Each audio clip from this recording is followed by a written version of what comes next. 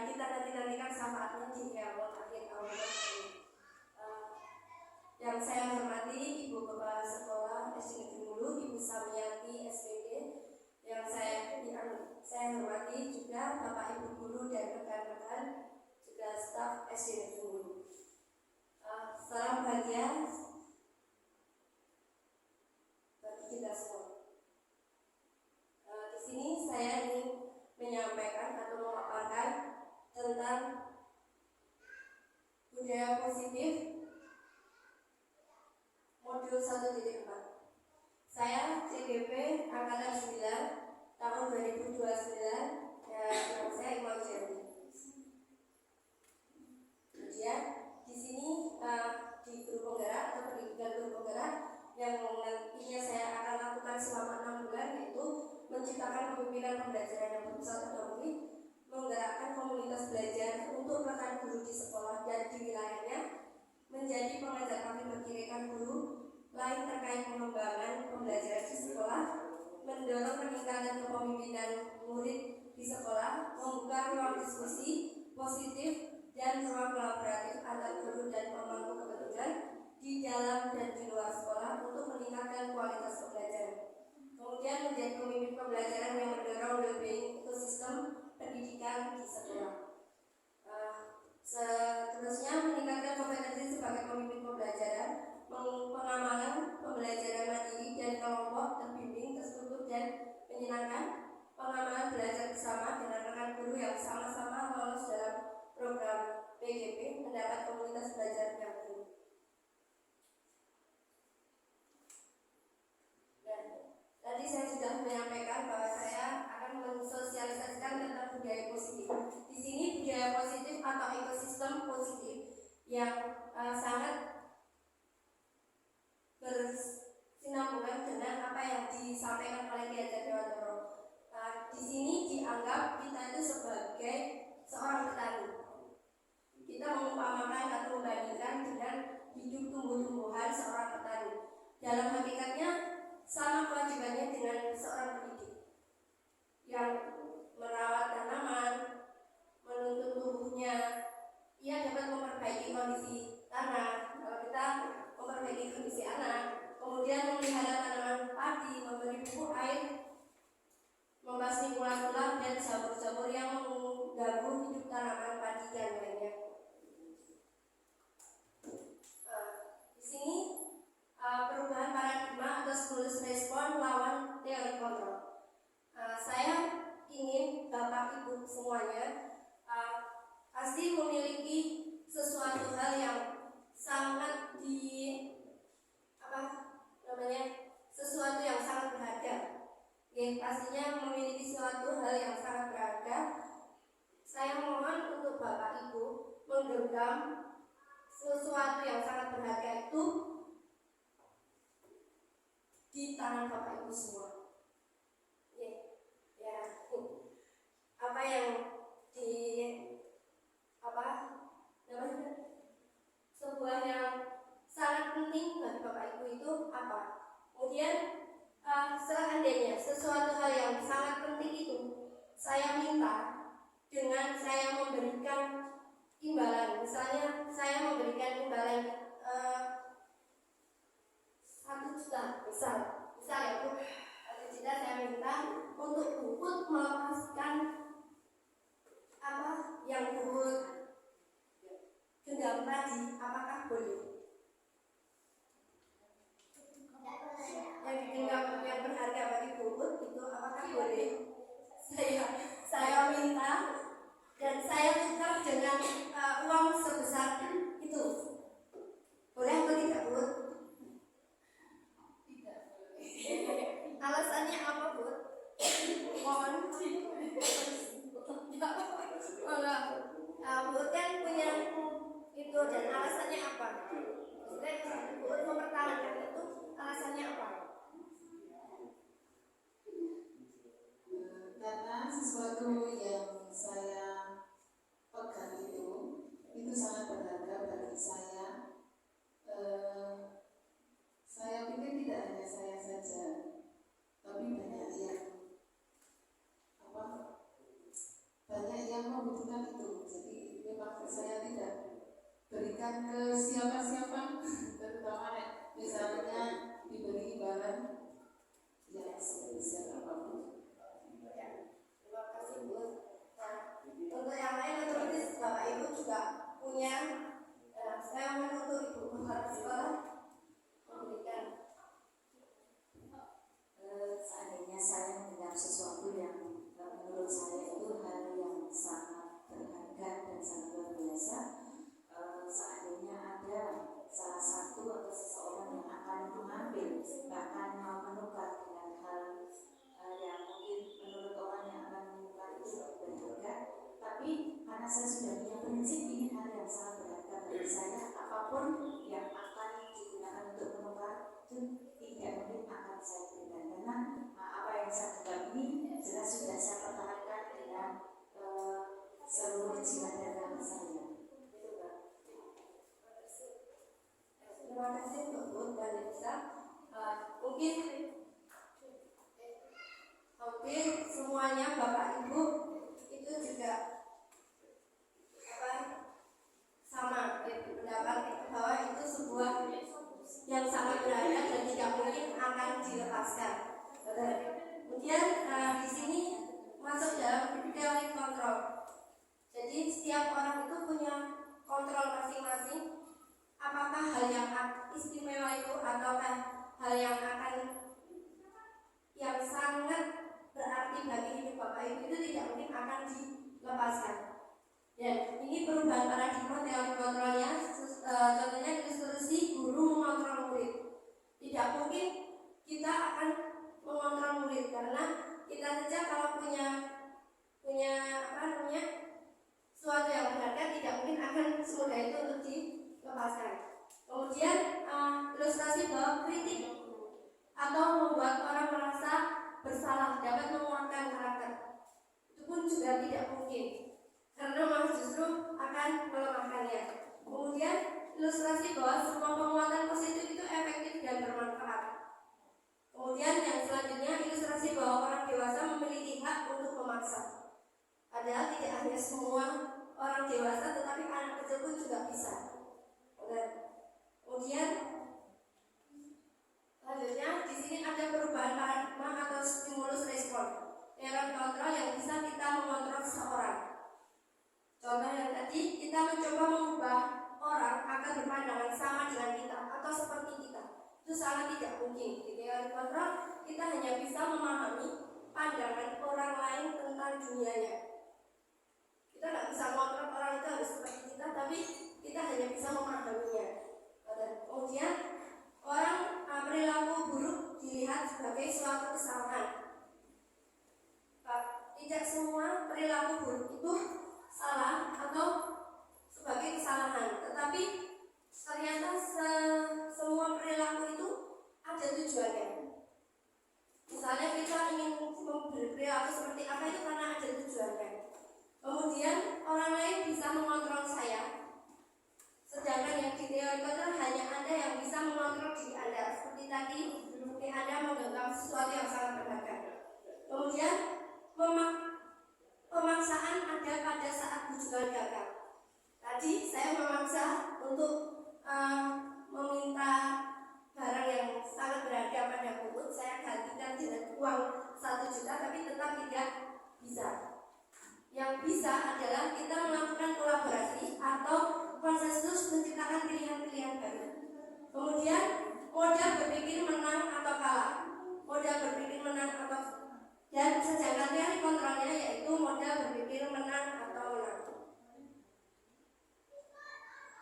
Di sini ada disiplin dan tingkat motivasi perilaku manusia. Apakah makna disiplin? Disiplin dihubungkan dengan kata tertib, teratur, dan kepatuhan pada peraturan. Juga sering dihubungkan dengan hukuman. Padahal itu sungguh berbeda, karena belajar tentang disiplin positif tidak harus dengan memberi hukuman. Justru itu adalah salah satu alternatif terakhir dan kalau perlu tidak digunakan sama sekali. Oke, terus kemudian di sini Ki Hajar Dewantara pernah menyatakan bahwa di mana ada kemerdekaan, disitulah harus ada disiplin yang kuat. Sesungguhnya disiplin itu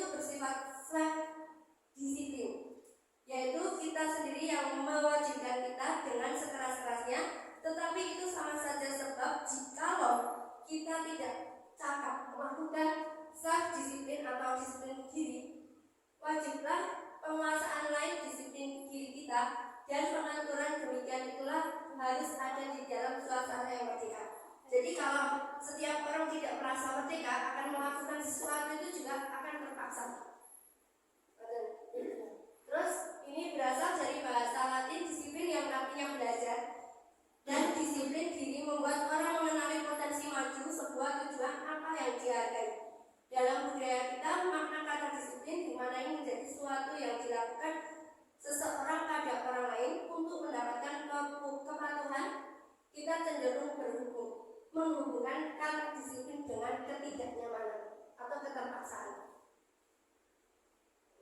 Kemudian dalam motivasi perilaku manusia juga itu didorong dari motivasi eksternal dan motivasi internal. Dari motivasi eksternal itu ada dua, yaitu apa yang terjadi apabila saya tidak melakukannya. Jadi misalnya kalau saya tidak melakukan itu, berarti saya nanti akan mendapatkan hukuman apa. Jadi melakukannya karena terpaksa. Kemudian untuk mendapatkan imbalan dari orang lain atau intuisi. Di sini apa yang akan saya dapatkan apabila saya melakukannya? Contohnya anak, kita bilang kepada anak-anak kalau yang bisa menjawab nanti akan saya beri hadiah. Jadi nanti kalau yang tidak bisa menjawab, jadi tidak dapat hadiah. Itu anak yang di sini dia melakukan motivasi itu karena ingin mendapatkan sesuatu hadiah dari guru atau manapun lah yang berkaitan dengan ini. Kemudian yang dari motivasi internal atau tujuan disiplin positif itu yang dari dalam diri sendiri, yaitu saya akan menjadi orang yang seperti apa apabila saya melakukannya. Kita melakukan dengan hati yang senang, jadi kita mau seperti apa. Misalnya kita mau saya mau jadi pintar, saya harus belajar. Dan kalau saya melakukan itu, saya harus belajar. Saya melakukan itu nanti saya akan menjadi pintar. Itu seperti itu dari dalam diri. Kemudian di sini ada keyakinan kelas, perbedaan keyakinan kelas, hukuman dan penghargaan. Tadi sudah saya sampaikan tentang disiplin itu termasuk dengan rasa merdeka. Nah di sini menurut Ki Hajar Dewantoro, merdeka itu artinya tidak hanya terlepas dari perintah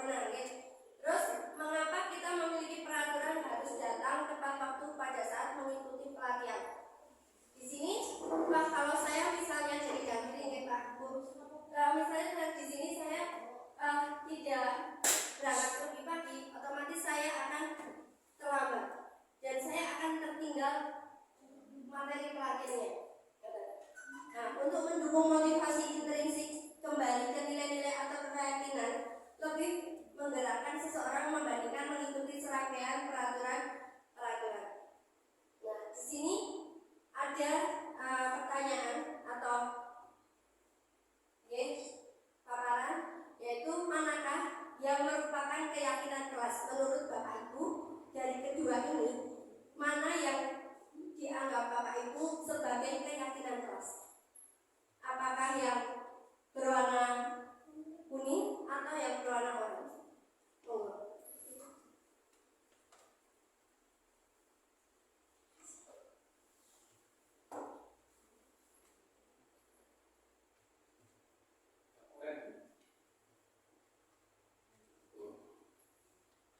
Bapak Cijen sudah menjawab yang berapa Pak, dan alasannya apa? Yang warna oranye. Alasannya? Maaf, saya tidak bisa baca karena terlalu kecil. Kalau saya memilih yang oranye karena saya baca yang kuning. Yang kuning ini memakai penutup muka. Itu maksudnya masker atau cadar.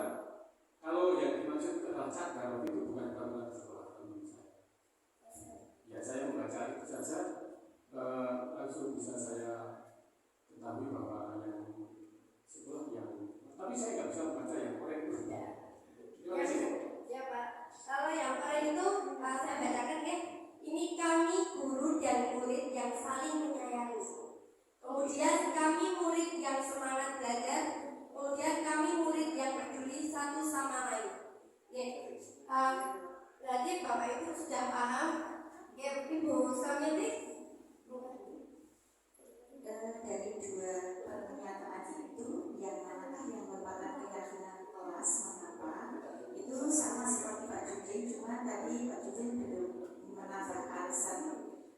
Mungkin di sini saya hanya ingin menambahkan kalau yang oranye itu tertulis karena sudah berdasarkan musyawarah dari semua warga kelas. Jadi tidak hanya sekedar Pak Guru yang menulis, tapi itu sudah didasarkan dari musyawarah. Jadi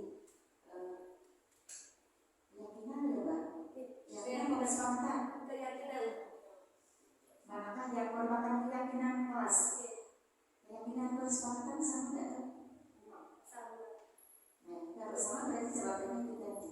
Itu tertulis karena sudah berdasarkan dari musyawarah warga kelas itu. Itu saja Kak pertanyaannya. Terima kasih. Matusun bisa. Nah, ya betul sekali Bapak Ibu. Ini ya memang yang merupakan keyakinan kelas, yaitu yang oranye. Dan yang disampaikan Bu Sam itu benar sekali.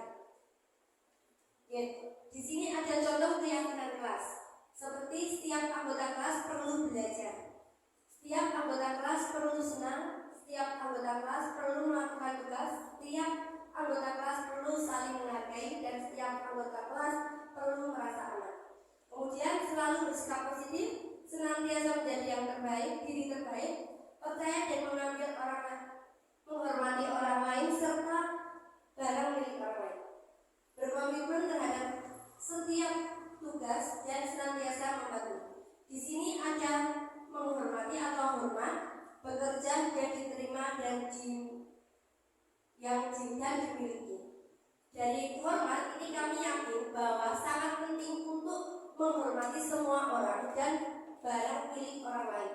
Kemudian yang bekerja, kami meyakini bahwa sangat penting untuk mengerjakan segala pekerjaan atau mengikuti kegiatan yang telah ditugaskan. Kemudian diterima dan dimiliki. Kami yakin atau meyakini bahwa sangat penting untuk merasa diterima. Jadi untuk keyakinan kelas ini kita bersama-sama dengan anak membuat keyakinan yang mereka inginkan secara bersama-sama, tentunya dengan ini peraturan atau keyakinan kelas. Kalau di sini perbedaan antara peraturan dan keyakinan. Kalau peraturan selalu kembalikan buku ke tempatnya. Itu sebuah peraturan. Saya seperti buanglah sampah pada tempatnya.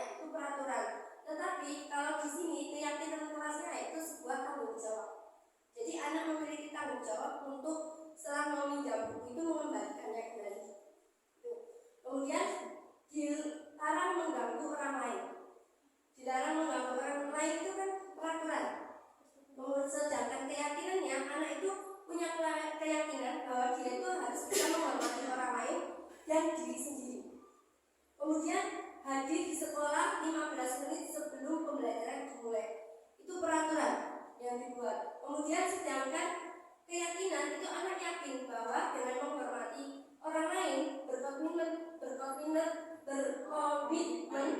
pada tujuan itu anak jadi saya punya komitmen harus sebelum 15 menit mulai pelajaran saya sudah masuk ke ruangan dan lain sebagainya.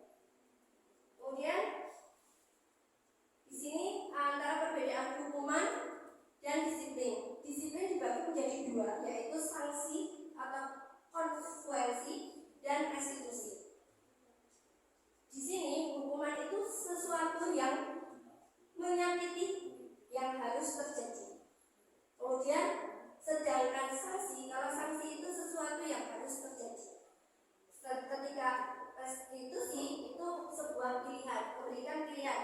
Jadi ketika anak membuat kesalahan itu tidak kita ngejar, anak kamu salah, kamu saya hukum seperti ini, itu yang disebut dengan hukuman. Sedangkan disiplin itu yang sanksi itu atau konsekuensi, kamu tadi melakukan apa ini. Jadi kalau kamu melakukan itu konsekuensinya apa. Sedangkan restitusi itu pilihan. Jadi kita bertanya kepada anak terlebih dahulu, nak, yang kamu tadi lakukan itu sudah benar atau salah. Jadi anak tahu apa yang dia lakukan itu sudah benar atau salah. Kemudian kalau untuk hukuman tidak nyaman untuk murid atau anak untuk jangka waktu yang sangat panjang. Kemudian korban mendapatkan keadilan, murid atau anak akan tersakiti, perilaku pasif agresif meningkat, sistem tidak akan berjalan bila murid takut, berlaku hanya pada sebuah karakteristik, tidak berlanjut pada kehidupan nyata. Peraturan adalah kamu harus, murid atau anak membenci peraturan. Kemudian sedangkan saksi atau konsekuensi tidak nyaman untuk murid atau anak untuk jangka waktu yang sangat pendek. Korban bisa diabaikan, murid atau anak dibuat tidak nyaman, penguatan hanya bertahan dalam jangka waktu yang pendek, memerlukan monitoring dan supervisi terus-menerus dari guru, membantu penerapan mengikuti peraturan dalam masyarakat. Apa peraturannya? Mampukah kamu melakukannya? Murid, anak menghormati peraturan.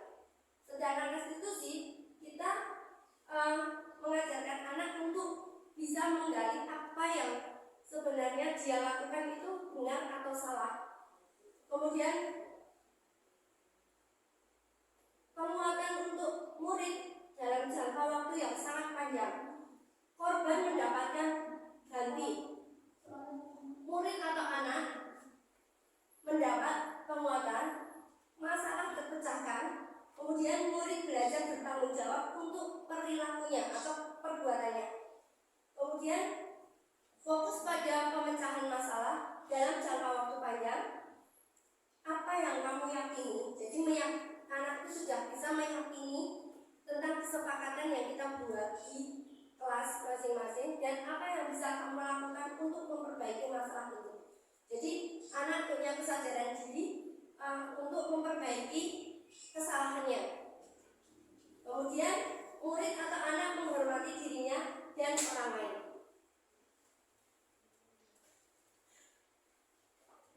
Nah, di sini ada penghargaan justru sama seperti menghukum.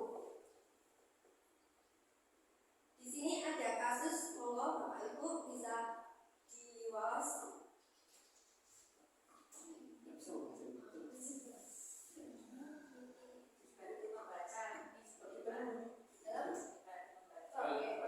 Ibu Anas, guru kelas 2 SD, mendapatkan masalah. Murid-muridnya tidak bisa tertib berdiri antri di depan pintu kelas dan selalu berebutan masuk ke dalam kelas setelah jam istirahat usai. Ini tentunya sangat mengganggu proses pembelajaran, di mana kelas tidak dapat mulai tepat waktu karena Ibu Anas sibuk menangani murid-muridnya untuk waktu yang cukup lama. Akhirnya Bu Anas berpikir cepat dan mengandalkan stiker bintang. Setiap murid murid-murid akan masuk kelas usai jam istirahat, Bu Anas akan mengiming-imingi murid-muridnya dengan stiker bintang. Siapa yang dapat berdiri lurus dan rapi, antre di depan pintu, dapat bintang dari Anas. Sebagian murid-murid menyambut tantangan tersebut dan langsung berdiri rapi di depan pintu, diikuti teman-temannya yang lain agar mendapatkan stiker bintang. Hal ini terus dilakukan Bu Anas selama beberapa minggu karena cukup berhasil membuat murid-muridnya berdiri rapi antri di depan pintu. Sampai pada suatu saat Bu Anas sakit dan terpaksa digantikan oleh Pak Heru. Pak Heru tidak mengetahui tentang stiker bintang. Dan benar saja pada saat mau masuk ke kelas, usai jam istirahat, murid-murid kelas 2 kembali berebutan masuk kelas tanpa antri karena Pak Heru tidak memberikan stiker bintang. Nah, dari pengalaman Bu Anas ini itu memberikan penghargaan kepada anak. Ternyata pemberian penghargaan anak itu bukan sebagai sesuatu yang baik, tetapi ternyata itu sebagai hukuman, sama seperti hukuman. Contoh di sini, penghargaan berlaku untuk mendapatkan seseorang melakukan sesuatu dalam jangka waktu pendek. Kemudian jika kita menggunakan penghargaan lagi dan lagi, maka orang tersebut akan tergantung pada penghargaan yang diberikan serta kehilangan motivasi dalam diri.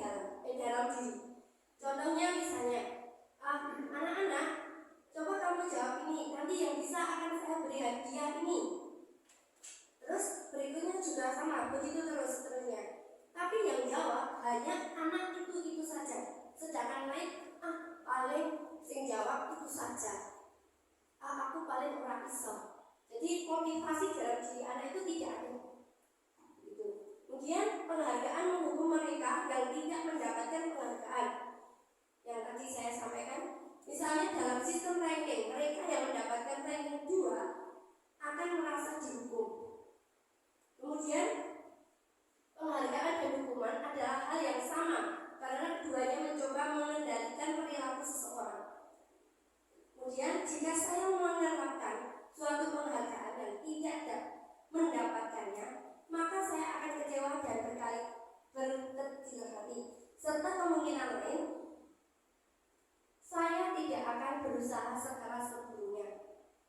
Karena sudah yang jawab itu tadi, oke. Jadi anak yang lainnya sudah tidak mau menjawab lagi. Kemudian ketika seorang diberi penghargaan atau pujian, misalnya guru memuji, kamu kok pintar, kamu kok ini dan sebagainya, di depan orang banyak, maka yang lain akan merasa iri. Dan sebagian dari mereka akan tidak menyukai orang yang diberikan penghargaan tersebut.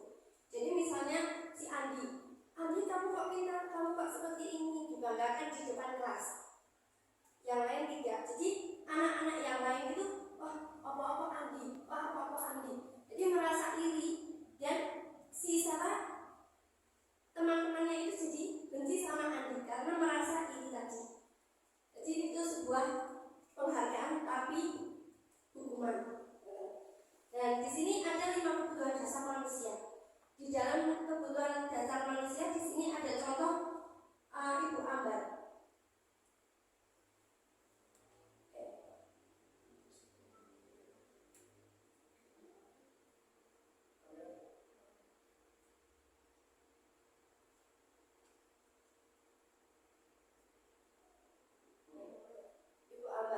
Guru wali kelas 2A di SD Pelitari sedang bingung menghadapi ulah salah satu murid di kelasnya, Doni. Beberapa anak di kelas 2A telah datang padanya dan mengeluhkan Doni sering sekali meminta bekal makan siang mereka dengan paksa. Jika Anda menghadapi situasi seperti Ibu Ambar, apa yang akan Anda lakukan? Menurut Anda, kira-kira apa alasan Doni melakukan hal tersebut? siapa yang mau menanggapi dari cerita Bu Ambar?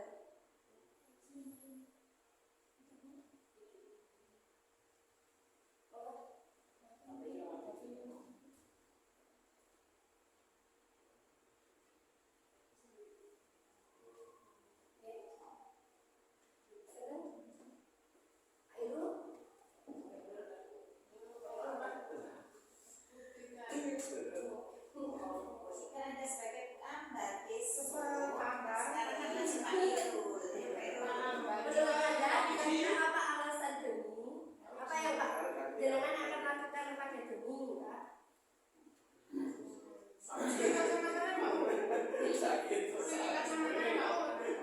Saya kacamata saya. Iya.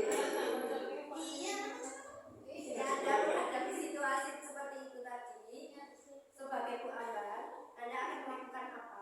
Kemudian, menurut Anda, kira-kira apa alasan demi melakukan hal tersebut? Oh, Pak Jumlah itu nama Pak Jumlah.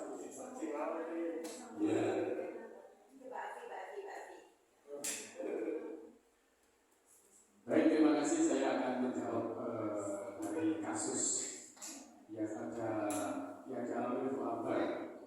Di sana ada Doni yang seolah-olah Doni itu, iya, Doni meminta makanan kepada teman-teman di kelas. Itu mungkin kebutuhan dasar atau 5 kebutuhan dasar manusia itu belum tercukupi pada diri Doni. Mungkin dari kasih sayang belum didapatkan di rumah, atau mungkin Doni itu bertahan untuk hidup. Hari pagi belum makan sehingga kan harus minta makanan dari teman-teman. Atau yang kita, karena Doni itu butuh semacam pengakuan dari teman-teman, itu menurut saya.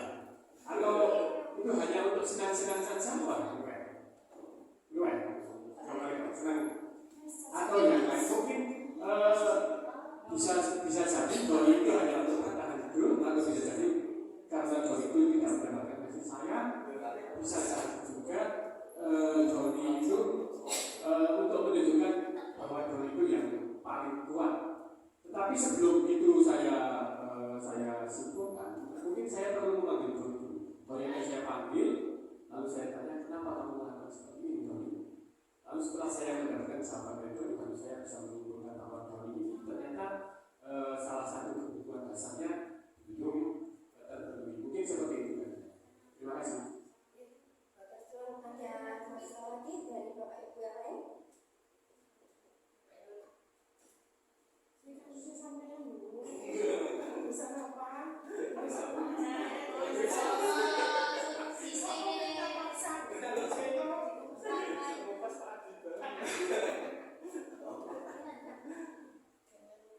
Mungkin sekedar tambahan aja, mungkin di situ Doni merasa bosan dengan pemberian si orang tuanya kan. Kemudian setelah merasa bosan kan jadinya kayak apa ya, kesal gitu ya. Misal, Pak, kok panganannya itu bahaya, dengan tak ada kepancam nih, itu ibaratnya seperti itu.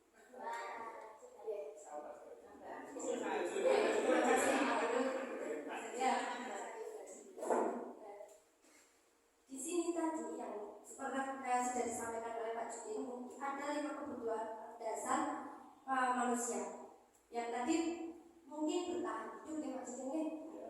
Di sini kebutuhan bertahan hidup adalah kebutuhan yang bersifat fisiologis yang bertahan hidup, misalnya kesehatan, rumah, dan makanan. Tadi yang Doni lakukan itu, dia bertahan hidup demi makanan. Kemungkinan itu. Kemudian yang kedua, kebutuhan kasih sayang, meliputi kebutuhan akan hubungan dan koneksi sosial, memberi dan menerima kasih sayang dan menjadi bagian dari sesuatu kelompok, serta untuk tetap terhubung dengan orang lain seperti teman, keluarga, pasangan hidup, teman kerja, binatang peliharaan, dan kelompok di mana kita tergabung. Kalau di sini mungkin kasih sayang keluarga, mungkin kurangnya kasih sayang keluarga. Kemudian mencari perhatian kepada teman-temannya. Kemudian di sini kebutuhan penguasaan, yaitu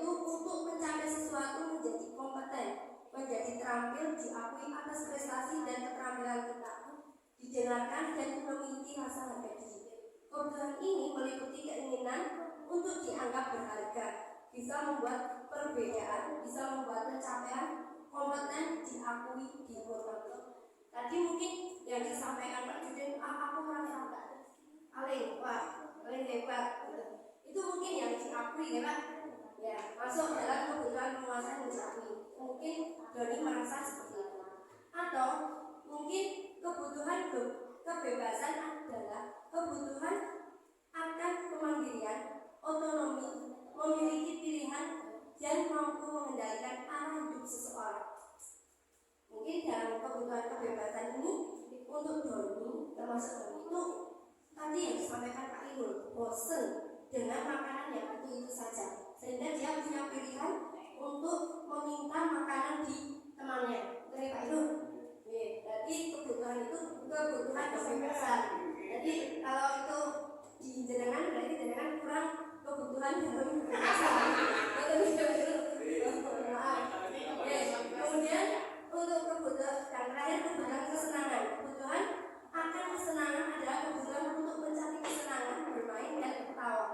Itu mungkin kalau Doni melakukan itu mungkin hanya bercanda dengan temannya, ingin bercandain temannya biar temannya itu teriak-teriak. Jadi kepuasan diri. Nah, inilah 5 kebutuhan dasar manusia. Di dalam kebutuhan manusia itu terdapat 5 posisi kontrol. Nah, di sini ada kasus-kasus. Coba ada pertanyaan. Monggo siapa yang bisa mau menjawab pertanyaan tersebut? Bila Anda adalah guru, penerapan disiplin apakah yang akan Anda lakukan untuk kasus Hana dan Anton? Dan mengapa? Yang satu yang Hana ini saya bacakan.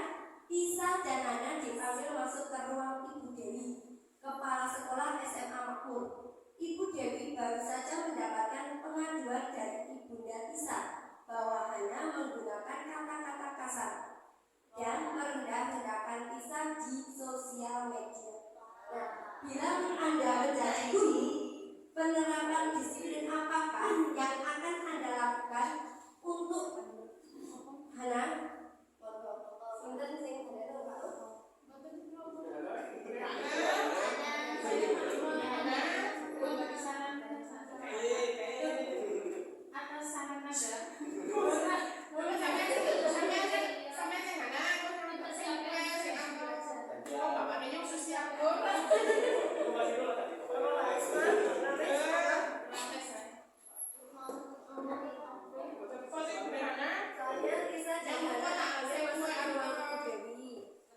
Kepala Sekolah SMA Makmur. Ibu Dewi baru saja mendapatkan pengaduan dari Ibunda Tisa bahwa Hana menggunakan kata-kata kasar dan merendah-rendahkan Tisa di sosial media.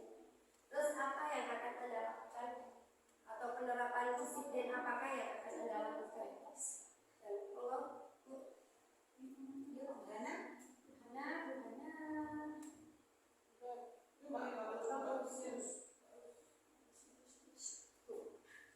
Saya coba menjawab dari pertanyaan ke-1 yang Tisa dan Hana. Tisa dan Hana itu berkata kasar ya.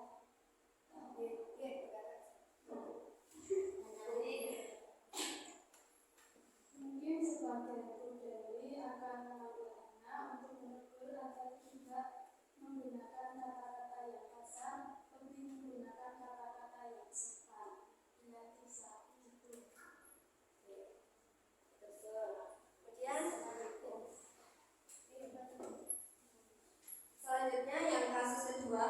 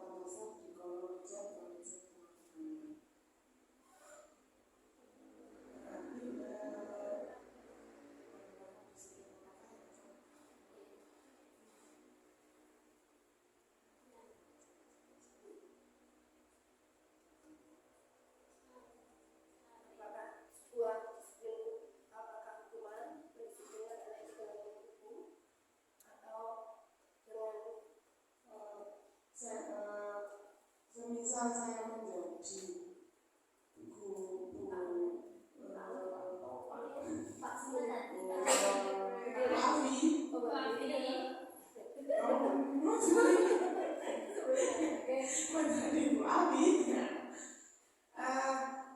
Saya akan mencoba bertanya kepada Anto, kenapa dia menggunakan kata-kata seperti itu? Apakah dia pernah pernah diajak oleh salah satu temannya, jadi dia seperti mempunyai diam. Nah, jadi dia pada waktu dia pembelajaran jarak jauh, karena dia tidak bertatap muka, jadi dia berani untuk mengata-katain. Tapi kalau pembelajaran langsung dengan tatap muka, mungkin kan dia tidak berani. Ini memang mengganggu pada orang tua murid yang mengikuti pembelajaran daring tersebut. Nah, ini karena ini pembelajarannya daring, maka kalau mau memanggil Anton itu juga tidak paling lewat sosial media, lewat WA atau lewat apa itu nanti bisa ditanyakan kenapa Anton melakukan seperti itu. Apakah dia mempunyai katakanlah seperti sakit hati kepada teman-temannya, mungkin dia pernah pernah mendapatkan perlakuan seperti itu, mungkin seperti itu. Terima kasih. Ya, jadi posisi kontrol 5 posisi kontrol untuk kasus di sini untuk Bu Hana itu tadi Bu Usma menjawab akan memanggil Hana Ibu. Kemudian untuk Bu Afi juga akan bertanya dulu kepada Anton.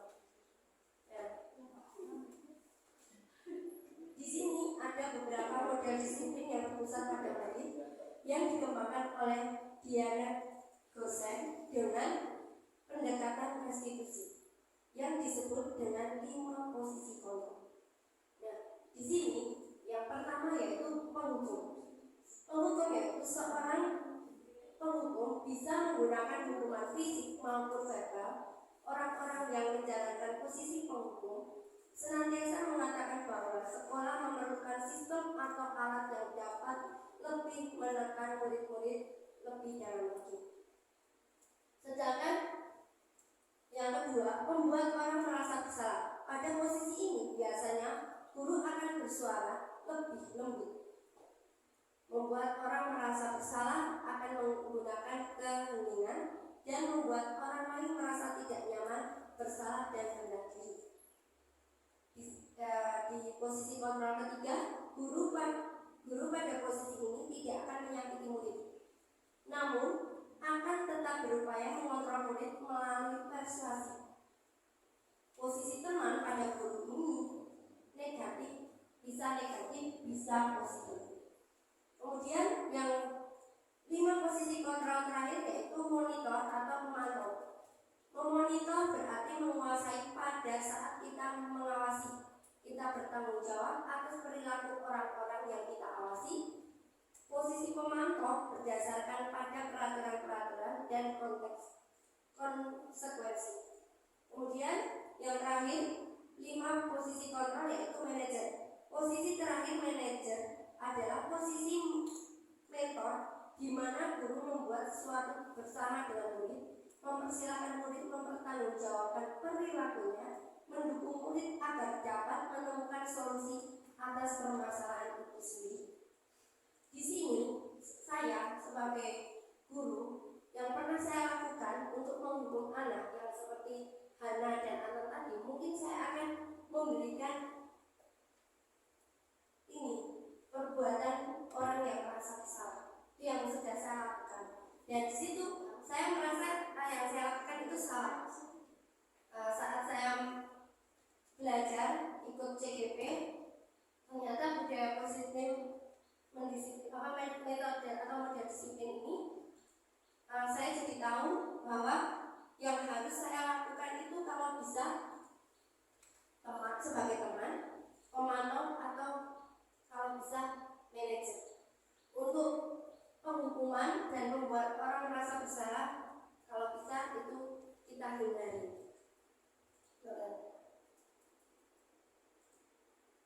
Terima kasih.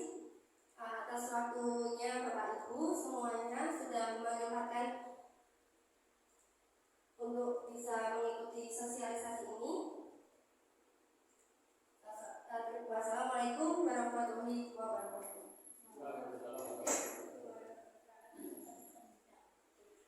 Ada masukan dari Ibu sekolah untuk saya. Betul, itu sudah dicoba. Saya bukakan. Terima kasih untuk waktu yang diberikan ke saya. Yang pertama, itu saya juga mengucapkan terima kasih atas paparan yang telah disampaikan oleh Bu Irma tentang budaya positif. Intinya apa yang tadi sudah diberikan oleh Bu Irma itu nanti minimal bisa kita satu kita pahami, yang kedua bisa kita terapkan, sehingga dalam hal nanti pelaksanaan disiplin positif di SD Hulu itu betul-betul akan menjadi budaya. Jadi jangan hanya sekedar teori saja, mungkin dari Bu Afi, Bu Irma, ini ilmu yang sangat luar biasa bagi kita. Jadi saya berharap sekali apa yang telah Bu Afi dan Bu Irma terima lewat pendidikan guru penggerak ini nantinya akan berdampak yang sangat luar biasa, khususnya di SD Hulu ini. Dan saya yakin kalau itu nanti diterapkan, kita memahami itu terus kita terapkan, itu hasilnya memang sangat bagus. Karena selama ini kalau kita menegur anak yang salah, kita menghukum anak yang salah, itu jelas itu di poin yang paling rendah di situ, gitu. Jadi apa yang kita lakukan, saya lakukan untuk mendisiplinkan anak, untuk mendisiplinkan bapak dan ibu guru, ternyata langkah kita itu sebenarnya masih salah.